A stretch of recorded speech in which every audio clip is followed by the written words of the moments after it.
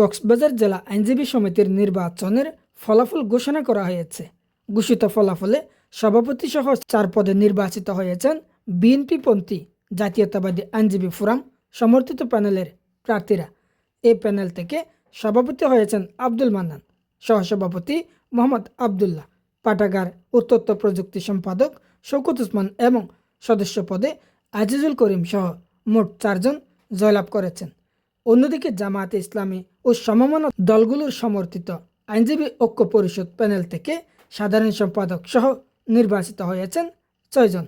এ panel থেকে সাধারণ সম্পাদক নির্বাচিত হয়েছেন সিনিয়র সহসভাপতি আব্দুল বারী, সাধারণ সম্পাদক মোহাম্মদ আক্তার আহমদ হেলালি, সহ সাধারণ সম্পাদক সার্বিক জিয়াউদ্দিন মাহমুদ তমাল, সিনিয়র নির্বাহী সদস্য শাহজালাল চৌধুরী, নেজামুল হক সদস্য SM জসিম সহ মোট 6 জন। সবচেয়ে বেশি নির্বাচিত হয়েছেন কার্যক্রম নিষিদ্ধ থাকা আওয়ামী লীগ সমর্থিত সাধারণ আইনজীবী প্যানেল থেকে। এই প্যানেল থেকে সহ সাধারণ সম্পাদক সহ জয়ী হয়েছেন 7 জন।